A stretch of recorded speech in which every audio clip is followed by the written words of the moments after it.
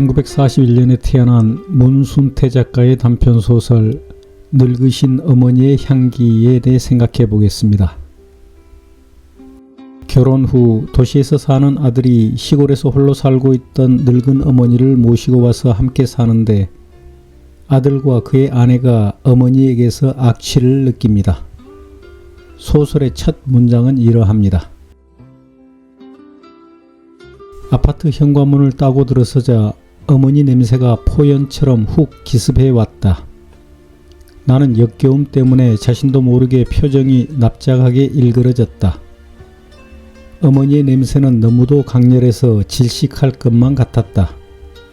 아내는 어머니 냄새 때문에 잠시도 집에 붙어 있으려고 하지 않았다.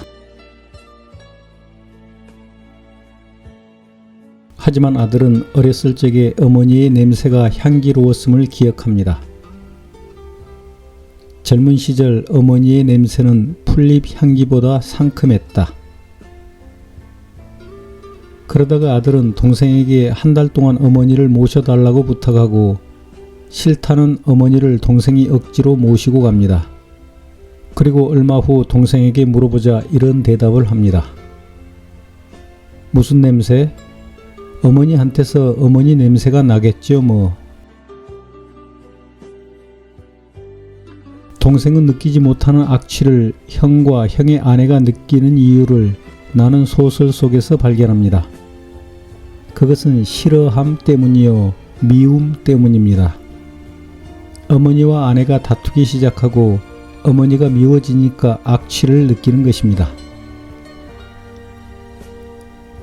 곰곰이 생각해보니 나이가 들고 자식들이 저마다 앞가림하고 살게 되자 특유한 어머니의 냄새를 피우기 시작한 것 같다. 어머니는 동물적 본능에 가까울 정도로 생에 대한 집착이 강했다. 조금만 아프거나 배고픈 것도 참지 못했다. 어머니가 젊었을 적에는 그렇지가 않았다. 배고픈 것도 잘 참았고 아무리 아파도 자리 보존하거나 약을 먹지도 않았다.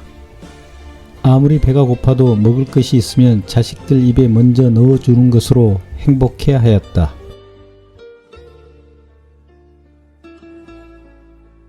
아내와 어머니 사이에는 서로 주방을 점유하기 위해 노골적인 암투가 시작된 듯했다. 주방을 점유하기 위한 처음 단계는 냉장고 반찬 진열에서부터 시작되었다. 어머니는 아내가 밖에 나간 사이에 냉장고 안의 반찬들로부터 어머니식으로 위치를 바꿔버린다. 아내가 이것을 용납할 리가 없다. 집에 돌아온 아내는 먼저 냉장고부터 열어보고 아내식으로 진열을 다시 하게 마련이었다. 두 여자의 냄새를 통해서 나는 힘의 팽창과 몰락을 온몸으로 느꼈다.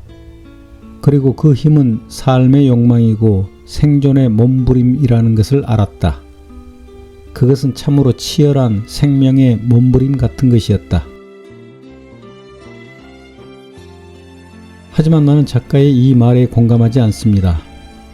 가족 안에서의 삶의 욕망과 생존의 몸부림은 사랑이어야지 경쟁이나 투쟁이어서는 안 됩니다.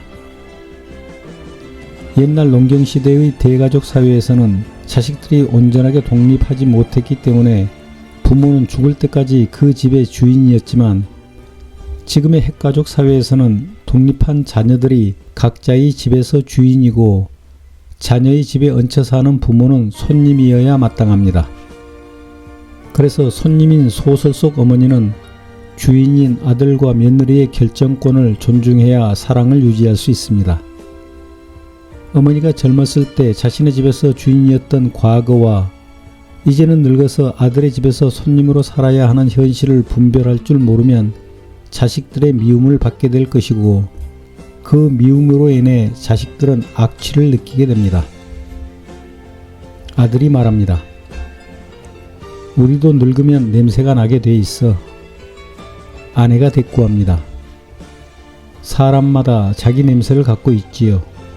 그렇지만 남의 영역을 침범하지는 않아요. 어머니는 유별나요. 노인들의 고약한 냄새는 다 욕심에서 나온다고요. 나는 자식들이 성인이 된 후부터 독립적인 인격체로 평등하게 대하고자 노력하고 있습니다. 다 큰 자식들이 내 소유라거나 내 품 안의 어린애로 생각하지 않으려고 노력합니다. 함부로 간섭하거나 지시하지 않기 위해 노력합니다. 그들이 독립하면 그들의 집에 찾아갔을 때 손님으로서 행동할 것입니다. 그들의 영역을 침범하지 않고 욕심도 부리지 않으렵니다. 이 소설 속 어리석은 노인처럼 자식들 집에 가서 고약한 냄새를 풍기지 않으렵니다. 감사합니다.